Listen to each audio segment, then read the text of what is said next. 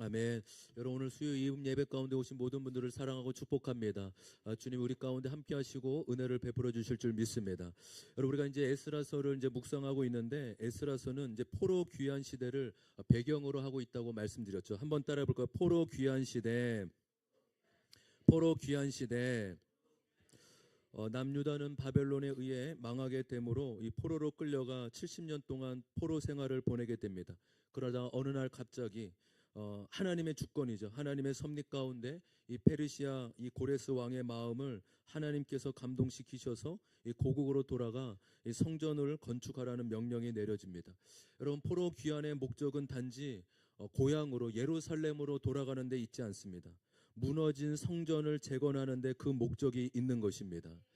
여러분 한번 생각해 보십시오. 성전을 재건한다라는 것은 이스라엘 백성들이 열방에 망한 이유는 힘이 없어서 망한 것이 아니라 하나님을 잃어버렸고 하나님을 떠난 결과임을 보여주고 있는 것입니다. 여러분 동일하게 저와 여러분의 이 믿는 자의 삶에 있어서 우리의 승망형세, 승망성세, 어떤 성공과 실패는 다른 것이 아니라 하나님을 떠나지 않고 하나님을 붙들고 하나님 안에 거하는 것이 진정한 우리의 인생의 승리요 행복임을 믿습니다.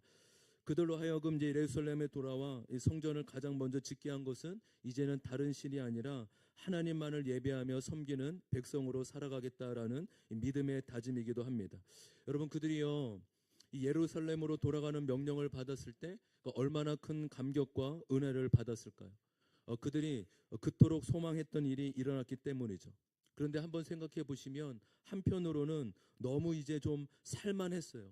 포로 70년이나 지나면서 이제 어느 정도 자리도 정착하게 되었고 편안한 삶을 누리고 있었던 것이죠. 그러나 그들은 하나님의 부르심에 편안한 삶이 아니라 사명을 감당하는 삶을 따르기로 한 것입니다. 아무것도 없는 다 무너지고 황폐한 땅 예루살렘으로 돌아와 하나님 중심의 성전을 재건하러 한 것이죠. 여러분 이렇게 하나님이 기뻐하는 일, 하나님이 원하시는 일을 한다고 하면 여러분 어떻게 예상이 됩니까? 이야기가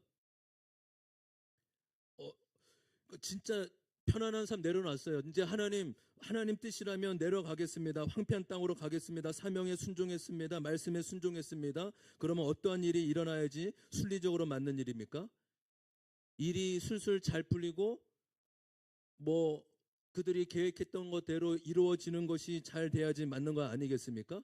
그렇죠? 그러니까 자신을 위한 것도 아니고 하나님을 위한 것이기에 이제는 안 될 일도 잘 되어야 됩니다. 그런데 실상은 어떠합니까? 오히려 그 반대입니다. 방해와 공격이 있습니다. 믿음의 결단을 무섭게 사납게 달려드는 적의 세력이 있습니다. 오늘 사장의 본문이 우리가 오늘 본문은 17절부터 24절이지만 사장 전체를 잠깐씩 보려고 합니다. 사장 초반에는 이 방해 세력이요 얼마나 그럴듯하고 아름답고 다가오게 그럴듯하고 아름답게 다가오는지 모릅니다. 우리 1절과 2절, 4장 1절과 2절 같이 한번 읽어볼까요? 4장 1절 2절입니다. 함께 읽습니다. 시작. 유다와 베냐민의 대적은 사로잡혀 갔다가 돌아온 사람들이 주 이스라엘의 하나님의 성전을 짓고 있다는 말을 듣고서 수룹바벨과 각 가문의 우르머들에게 와서 말하였다. 아시리 왕 우리를 여기로 데려왔을 때부터 이제까지 우리도 당신들과 마찬가지로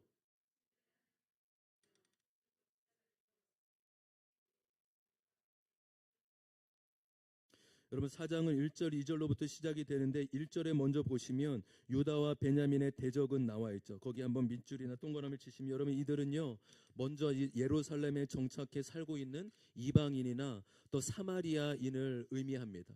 여러분 사마리아인의 이제 아수르로 잡혀갔는데 아수르의 정책은 섞이게 하는 거예요. 혼합 정책입니다. 그러니까 이방인들과 이 북이스라엘 사람들이 섞이면서 하나님이 아니라 여러 이방들을 섬기게 만든 그런 것입니다. 그래서 이들이 무엇을 제안합니까, 여러분? 4장 1절에 보시면 무엇을 얘기하고 있죠?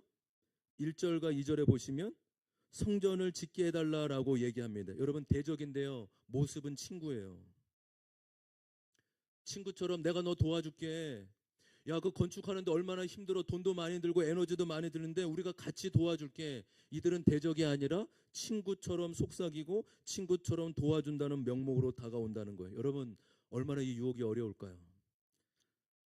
사람은 연약할 때 자신을 보호해 줄 것이 없기 때문에 되도록 편한 길, 무리가 없는 길, 갈등이 없는 길을 선택하게 됩니다. 그러니까 어떻게 보면 여러분 강압적인 압박을 견디는 것보다 분별하는 것이 더 어려울 수 있어요. 여러분 중국은 지금 10% 20% 이제 기독교인이잖아요. 유럽은 3%가 안 돼요. 유럽은 영국과 유럽이 기독교 역사의 가장 큰 부흥을 일으켰고 그다음 미국으로 넘어오고 아시아와 우리나라도 넘어온 거 아닙니까? 근데 유럽은 지금 성당과 교회들이 다 무너지고 클럽이나 술집으로 바뀌죠. 여러분 문화가 없어서가 아니에요. 그들의 문화는 기독교 문화입니다. 그러나 복음이 사라졌고 하나님의 말씀과 신앙의 유산이 사라졌기 때문입니다. 여러분 오히려 강압적일 때 복음과 하나님의 역사는 크게 일어나고 쉬울 수 있어요. 근데 오히려 분별이 어려울 때 따스하고 무리가 없을 때 더 큰 어려움이 있을 수 있다라는 것입니다. 여러분 그렇기 때문에 저와 여러분이 하나님 앞에 말씀 앞에 끊임없이 물어보는 은혜가 있기를 소망합니다. 분별이 얼마나 중요한 건지 여러분 저와 여러분이 날마다 말씀 앞에 또한 하나님의 허락하신 믿음의 공동체 말씀의 공동체 앞에 서로 물어볼 수 있는 은혜가 있기를 소망합니다. 여러분 정말로 하나님의 뜻이 어떠한 것인지 여러분 어떻게 보면 우리는 1절과 2절을 보면은 맞아 친구처럼 도와준다는데 성전을 짓는데 도와준다는데 나도 그럴 수 있어 그래 도와줘 이렇게 할 수 있죠. 그러나 하나님의 뜻과 하나님의 구별은 그렇게 그들이 이방신처럼 똑같이 하나님을 여러 신 중에 한 명으로 한 신으로만 여기는 그들의 혼합 정책이 섞여 있음을 볼 수 있는 것입니다. 여러분 우리 이렇게 또 누군가는 얘기할 수 있죠. 야 적당히 그들 성전을 짓는 것만 함께하고 성전을 짓는 다음에는 그들이 어떻게 예배하든 상관하지 말자. 결과보다 가정을 적당히 타협하자 결과를 위해 가정을 적당히 타협하자 했을 수도 있습니다. 여러분 어쩌면 이런 타협이 일어났으면 성전이 성전되지 않을 수 있다라는 사실을 저와 여러분이 끊임없이 마음에 새기는 은혜가 있기를 소망합니다. 에스라의 주제는 성전이죠. 그러나 그 성전은 건물을 짓는 것이 의미가 아니라 하나님으로 인정하지 못하는 우리의 삶의 영역에 무너진 것을 예배로 세우는 것임을 믿습니다. 그렇기 때문에 우리가 끊임없이 우리의 삶에 무너진 것들을 오늘 말씀을 통해 세울 수 있는 은혜가 있기를 주님의 이름으로 소망합니다. 우리 4절과 5절입니다. 4절과 5절 같이 한번 읽겠습니다. 시작. 이 말을 들은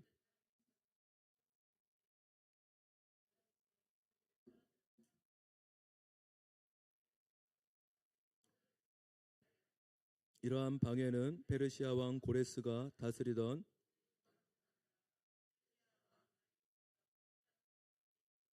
이제 4절부터 드디어 그들의 적들의 속내를 드러냅니다. 그들의 목적과 관심은 하나님이나 예배가 아니었습니다. 오직 자신들의 권리와 실세를 유지하려는 속셈이었어요. 교묘하고 그럴듯하게 유혹하지만 다행히도 이 리더십 그룹들이 넘어가지 않았죠. 근데 이제는 그 교묘한 모습이 압박을 주는 것으로 방법을 바꾸게 돼요. 그러니까 친구처럼 굴던 사람들이 갑자기 태도를 바꾸어 이 심리적으로 압박을 주고 위축하게 만든 것입니다. 그래서 여러분 이제 실제로 꽤 오랜 시간 동안 성전 재건이 중단하게 됩니다. 5절부터 오늘 본문이 약간 헷갈립니다. 왜냐하면 5절, 6절, 7절이요. 한 절씩 차이지만 시간으로는 30년, 60년 이렇게 아주 큰 차이가 납니다. 그건 다시금 말씀을 드리겠습니다. 그러니까 성전을 재건하게 되는데 16년 동안 그렇게 성전이 멈추게 됩니다. 우리는 이것을 기대할 수 있죠. 적들의 공격과 방해가 있었지만 이 모든 것을 이겨내고 성전 재건을 이루었다. 이렇게 결론이 나면 좋겠지만 그러지 못했습니다. 하나님의 부르심이라고 믿고 진행했는데 끊임없이 방해와 공격이 일어났어요. 중단도 일어났고 일이 안 풀릴 때도 있습니다. 하나님의 일이라고 모든 일이 다 술술 잘 풀려 나가는 것은 아닙니다. 그래서 때로는 우리는 이게 하나님의 뜻이 맞나? 하나님의 뜻인지 알고 순종했는데 이것이 정말 하나님의 뜻이 맞았나라는 회의와 의심도 들기도 합니다. 여러분 그러나 오늘 말씀을 통해 우리에게 주시는 분명한 메시지가 있습니다. 하나님은 하나님의 일을 반드시 하신다는 사실입니다. 할렐루야. 때로는 그 일이 느려 보이고 때로는 멈춘 것 같다 할지라도 하나님은 하나님의 일을 이루어 내십니다. 함께 고백해 볼까요? 하나님은 하나님의 일을 이루어내신다. 우리 더 크게 고백해 봅시다. 하나님은 하나님의 일을 일하신다. 아멘. 여러분, 하나님은 하나님의 뜻을 위해, 하나님의 목적을 위해 묵묵히 일하시고 전진해 나가시는 분이심을 믿습니다. 6절과 7절 말씀, 6절과 7절 같이 한번 읽어보겠습니다. 시작. 아하수스로 왕이 대적들은 유다 주민과 예루살렘 주민을 고발하는 글을 올렸다. 아닥사스다 때에도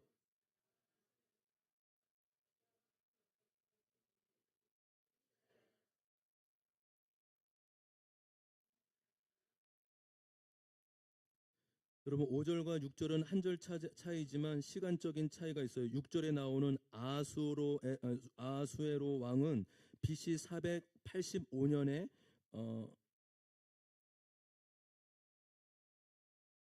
485년에 즉위한 왕이에요. 그러니까 성전 완공이 끝난 BC 516년보다 30년 뒤에 일어난 일입니다. 그러니까 지금 다시 말씀드리면 5절과 6절 사이에는 최소한 30년 이상의 시간이 나는 타이밍을 그렇게 볼 수 있는 것입니다.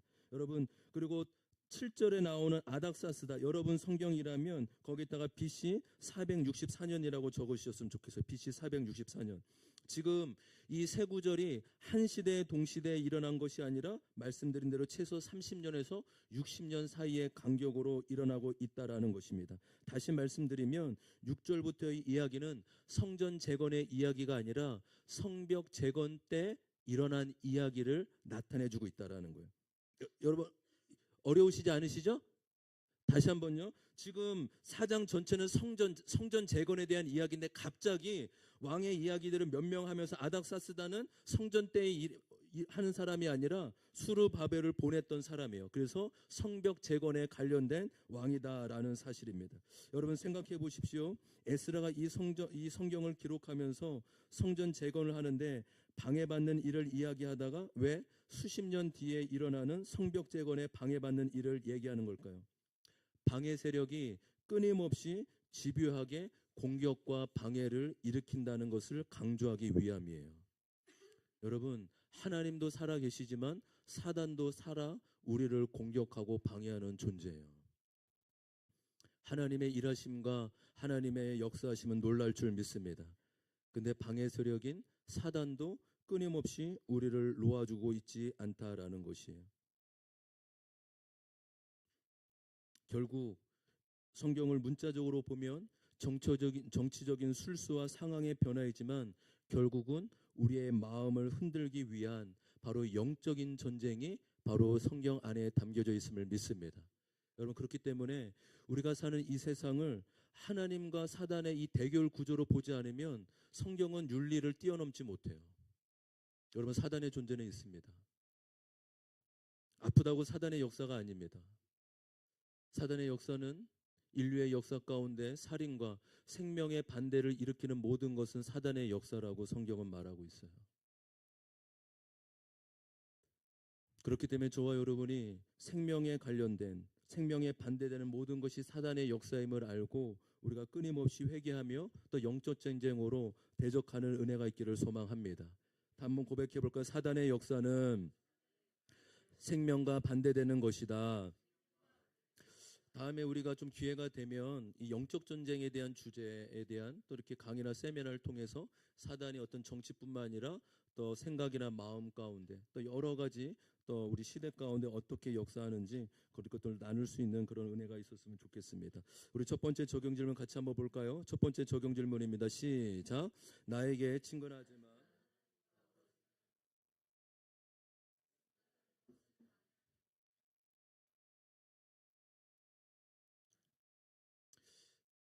친근한데 친구인데 하나님과 멀어지게 하는 것. 여러분 우리가 믿는 자로서 술집 가도 될까요? 안 될까요?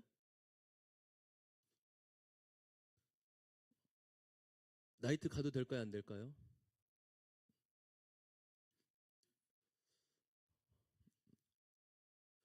저는 가도 안 받아줄 거예요 아마. 가고 싶어도 못 가요.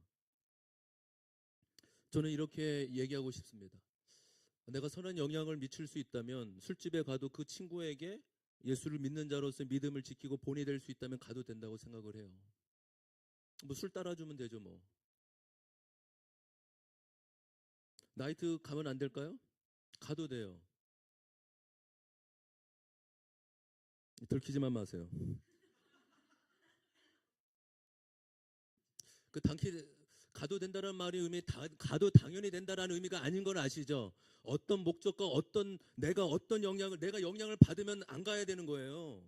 여러분이 친한 친구, 세상 친구를 얼마든지 사귈 수 있죠. 근데 그 친구를 통해 내가 하나님의 영향, 선한 영향과 전도라기보다는 세상의 영향을 더 많이 받는다? 그러면 끊어내는 게 맞는 거죠. 그렇지만 내가 어느 정도 믿음이 서고 건강한 믿음이 서서 영향을 미칠 수 있다면 이제는 얼마든지 그 영혼을 품고 술집이든 어디든 만날 수 있는 것입니다.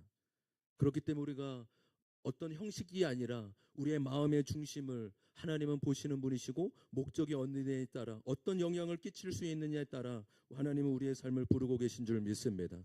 그래서 이 말씀, 친하지만 끊어야 되는 것도 있구나. 그게 친구일 수도 있고 그것이 세상의 장소일 수도 있고 문화일 수도 있고 미디어일 수도 있고 우리가 끊임없이 분별하면서 또 우리 마음의 중심을 지키면서 우리의 삶을 돌아볼 수 있는 은혜가 있기를 소망합니다. 아멘.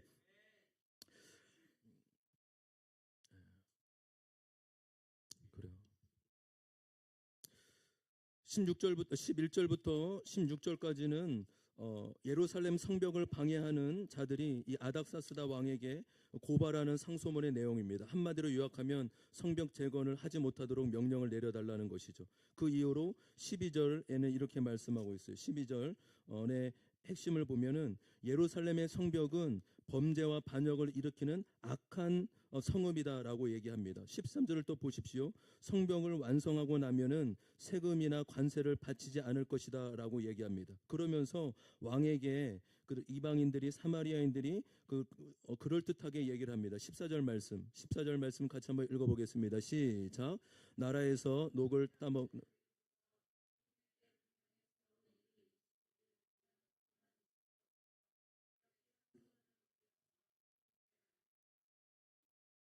자신들은 왕의 은혜를 잊고 사는 사람으로 왕을 위해 드리는 말씀이라는 거죠. 왕이 손해를 보거나 왕이 안위의 어려움을 겪으면 안 되니 드리는 말씀이라고 합니다. 여러분 정말로 그럴듯하지 않아요? 정말 그럴듯하게 포장하고 있지 않습니까? 왕을 생각하는 것처럼 하지만 결국 자신의 기득권 유지 때문에 그러는 거예요. 이 고국이 예루살렘이 독립되는 것이 아니라 페르시아에 우리가 지금 안정된 위치가 있는데 우리가 마치 공무원처럼 나라를 다스리고 좋은 자리, 좋은 안위를 편안하게 누리고 있는데 우리가 이들 때문에 우리 자리까지 빼앗길 수 없다라는 자신의 안위와 역할 때문에 자리 때문에 그렇게 빼앗기고 싶지 않는 것이 교묘하게 포장되어서 자신의 유익을 감추고 있는 것입니다. 여러분 하나님은 언제나 마음의 중심을 보시는 분이심을 믿습니다. 할렐루야. 저와 여러분이 투명하면 얼마나 좋을까요? 정말로 우리가 끊임없이 우리의 마음을 점검하고 우리의 중심을 들어볼 수 있는 은혜가 있기를 소망합니다. 17절과 19절 말씀, 17절과 19절 말씀 중에 19절 말씀만 읽어보겠습니다. 19절입니다. 시작.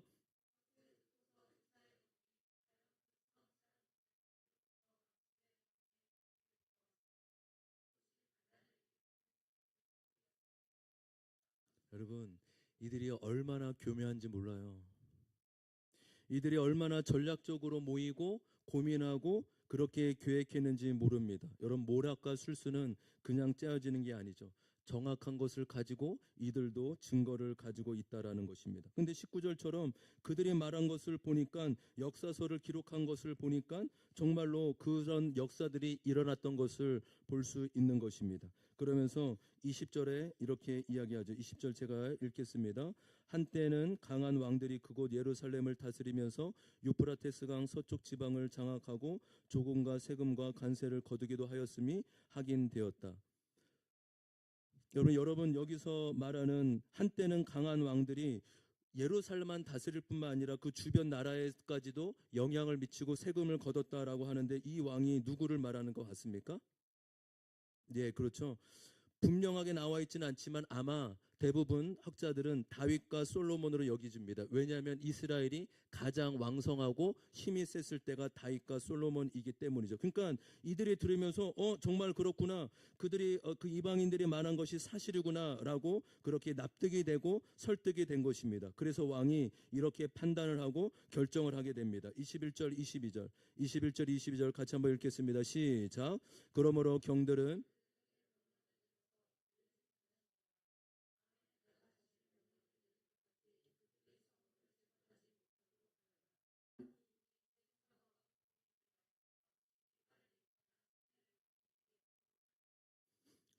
여러분 아닥사스다 왕은 예루살렘 성벽 재건을 못하도록 멈추게 하였습니다.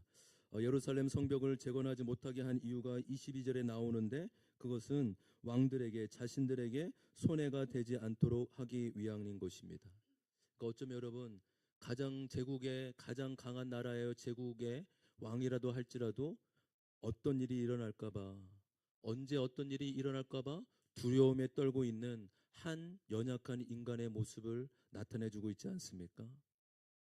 여러분 하나님을 떠난 모든 인간은 두려움과 불안으로 가득한 인생을 살아갈 수밖에 없음을 보여주고 있는 것입니다. 저와 여러분의 안정감은 오직 하나님 안에 있음을 하나님만이 우리의 진정한 소망이고 안정감임을 받아들이며 또 붙드는 은혜가 있기를 소망합니다. 그래서 마지막으로 23절과 24절은 이렇게 말씀하고 있죠. 마지막으로 23절과 24절 같이 읽겠습니다. 시작.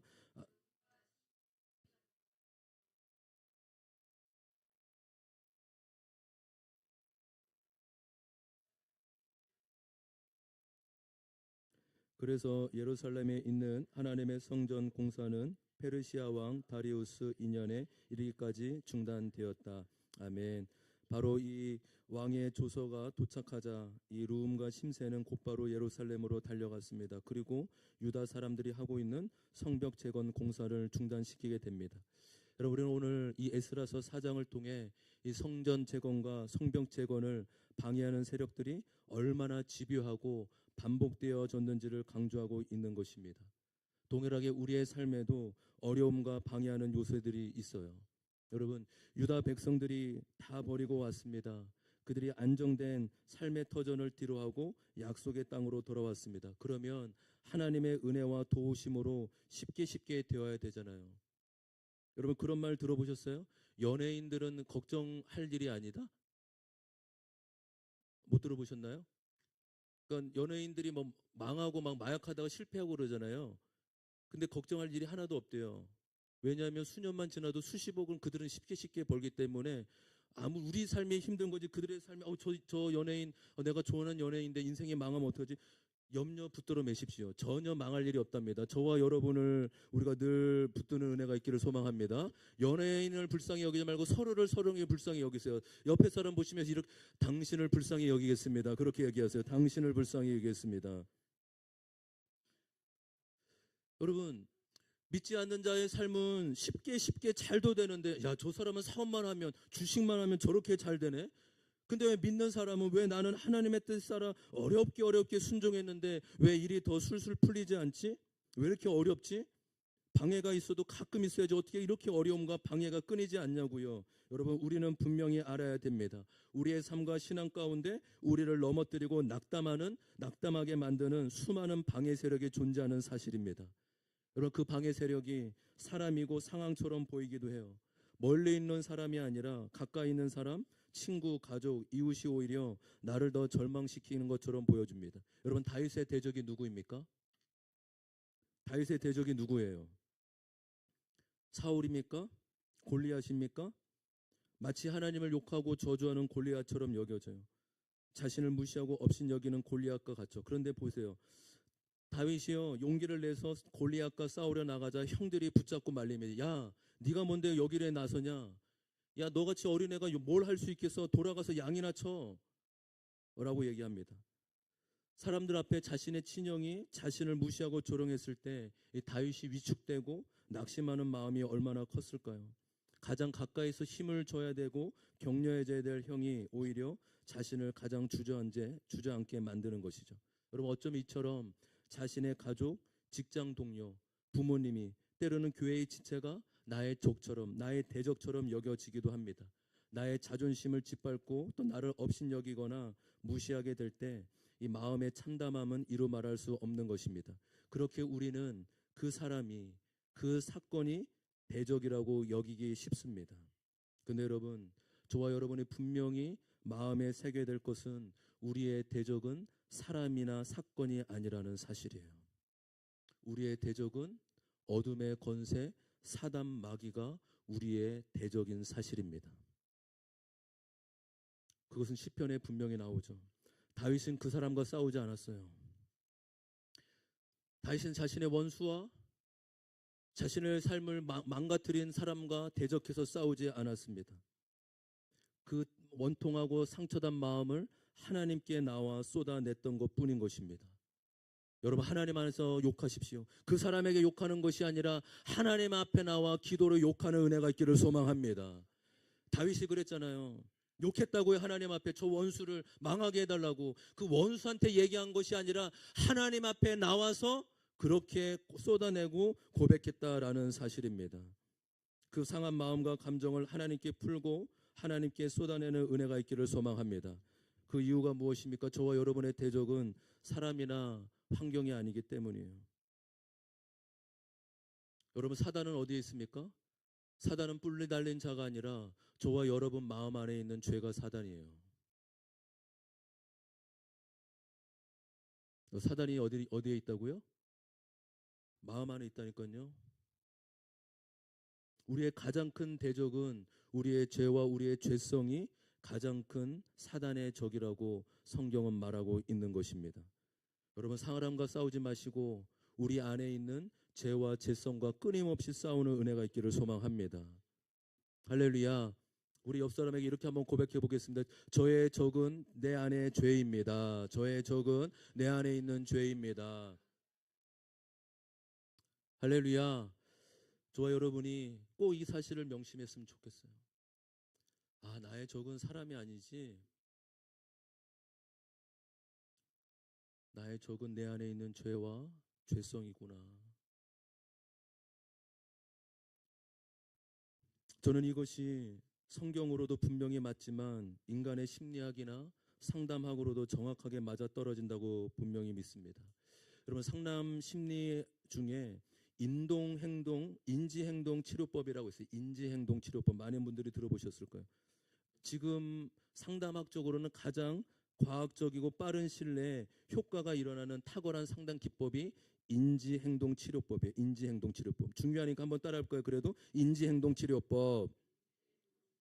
여러분, 이 인지행동치료법의 핵심과 원리가 무엇이냐? 사람은 계속 상황이나 다른 사람을 바꾸려고 한대요. 그 병원에 찾아오는 사람, 뭐 저도 그렇고 누구나 의사나 상담관을 찾아가는 사람들의 거의 100%는, 거의 99%는 저 사람 때문에 내가 이렇게 됐어요. 나에게 이 사건만 없었으면, 어렸을 때 이 사건만 없었으면 저는 이렇게 안 됐을 텐데요. 나에게 왜 이런 일이 일어나서, 저 남편만 없었으면, 저 부모만 없었으면 내가 이렇게 안 되지 않았을 텐데요. 사람은 사건이나 사람을 탓하고 바꿨으면 좋겠다 여긴 거죠. 여러분, 근데 그거 바꿀 수 있을까 없을까요? 바꿀 수 있을 것 같아요? 없을 것 같아요? 없어요. 유일하게 바꿀 수 있는 것은 우리 자신의 마음과 우리 자신의 생각만 바꿀 수 있다라는 거예요. 그래서 이 왜곡된 생각, 이 망가진 생각을 합리적인 생각, 합리적인 사고로 바꿔주는 것이 인지행동 치료법의 핵심과 원리예요. 100만 원짜리 강의를 5분 만에 이제 끝냈어요. 끝난 거예요, 이제. 여러분, 다른 거 못 받는다고요? 못 바꾼다고요? 여러분의 자녀들 바꾸려고 하지 마세요.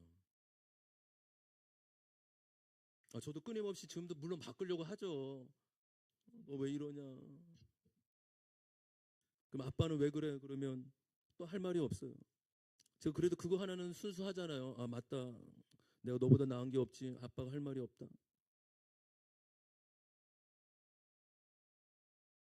우리가 바꿀 수 있는 유일한 것은 사건이나 사람이 아니라 나 자신의 마음과 생각밖에 없다라는 것이죠. 여러분, 그렇기 때문에 저와 여러분이 싸워야 될 것은 우리의 마음과 생각이라는 사실인 것입니다. 할렐루야. 내 마음이, 내 생각이 원수고 사단이고 대적인 것이죠. 여러분, 그렇기 때문에 끊임없이 말씀과 사건을 통해 내 죄를 볼 수 있는 은혜가 있기를 소망합니다. 이게 성경의 이야기가 아니라고요. 저도 너무 이 고집이 세니까 이 상담도 많이 받아봤잖아요. 상담이 다른 게 아니더라고요. 목사님, 이거 못 바꿔요.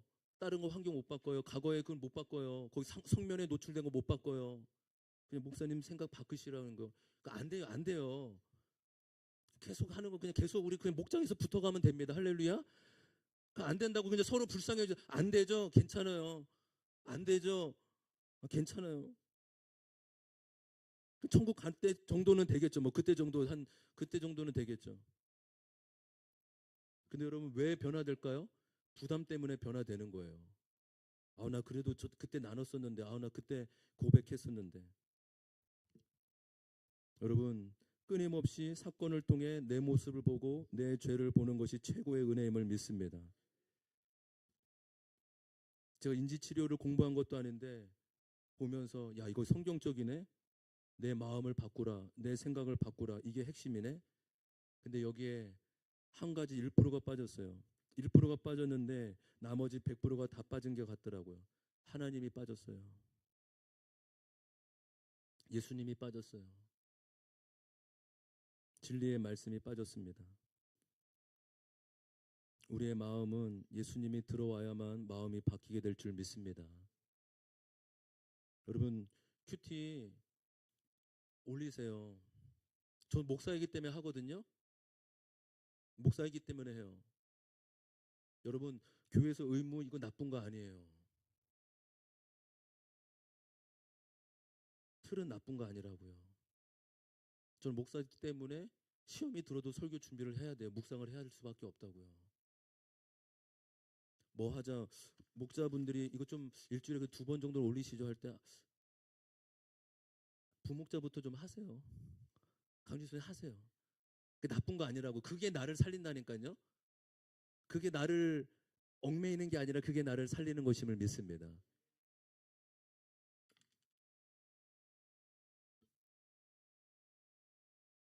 그게 안 되면 그냥 목사 하셔도 돼요, 여러분. 목사 하시면 쥐어 짜고 막 시험 들고 막 싸우고, 어제 싸워도 아 그래, 물론 뭐 위선하고 하면 안 되지만, 뭐 안 싸운 것처럼 그럴듯하면 안 되지만, 그래도 이 자리가 또 주시는 은혜가 있습니다. 여러분, 은혜가 없으면 목사님 제가 이번 주에 간증하겠습니다 하시면 돼요.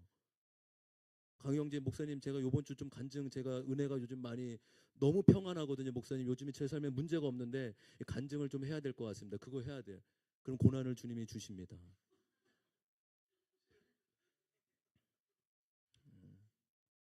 여러분, 안전한 가이드라인과 안전한 틀이 우리 교회 가운데 세워지는 은혜가 있기를 소망합니다. 왜요? 지독하게 안 변하니까. 이 지독하게 안 변하는 이 우리의 생각, 우리의 고집. 하나님은 우리에게 말씀과 사건을 통해 어떻게든 끊임없이 일하시고 바꿔주시는 분이심을 믿습니다. 저와 여러분이 허락된 상황과 사건 가운데 남 탓, 누구 탓, 누구 원망 아니라 내재 보는 은혜가 있었으면 좋겠어요.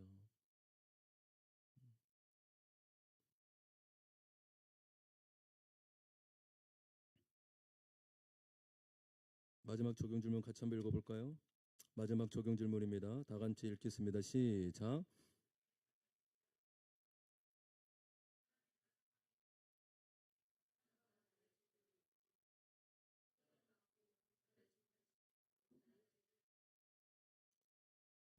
여러분, 때로는 일이 술술 잘 풀린 것도 은혜이지만 하나님의 환경을 막고 공사를 중단시키는 것도 하나님의 주권 가운데 있다라는 사실입니다.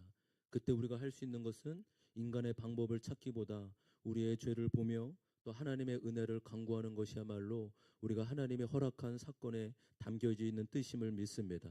그래서 우리가 누구를 변화시키는 것이 아니라 주님, 내 마음과 내 생각이 바뀌게 하여 주시옵소서. 말씀이 들어오게 하시고 성령이 들어오게 하셔서 우리가 끊임없이 우리의 생각과 마음을 새롭게 되는 은혜가 있을 수 있도록 주님 도와주시옵소서. 여러분, 우리 교회가 이제 한 30분 정도, 오늘 조금 찬양도 또 말씀도 조금 길었던 것 같습니다. 여러분, 저는 찬양 굉장히 중요하게 여기는데 7시 20분 물론 바쁘시겠지만 때로는 어렵겠지만 그 7시 20분까지 오시는 이유가 그래도 우리가 일주일에 딱 한 번 합심 기도하는데 40분은 하자. 1시간은 못해도 집중해서 주님 살려주십시오. 여러분 합심 기도 때는 묵상 기도하는 거 아니에요. 묵상 기도는 혼자 새벽에 하시고 여기 와서는 두세 사람이 모인 곳에 주님이 함께한다 그 약속의 말씀을 주여 살려 주시옵소서. 내 고집과 내 생각을 주님 바꿔 주시옵소서. 좀 하나님께 매달렸으면 좋겠어요. 아멘. 크게 합시다. 아멘. 아멘. 그래서 좀 수요일 날 조금 바쁘더라도 저녁 조금 서둘러 주세요. 7시 20분부터 예배가 시작되니 그때 찬양하고 주님 우리가 8시 20분에 제가 말씀 최대한 끝나려고 주님 40분만이라도 1시간은 못해도 일주일에 1시간은 통성기도 못해도 합심기도 못해도 40분이라도 하는 마음으로 그렇게 우리가 수요일 날 합니다. 오늘은 좀 늦게 해서 30분 남았는데 30분만이라도 우리가 집중해서 하나님만을 높여드리고 찬양하는 은혜가 있었으면 좋겠습니다. 함께 우리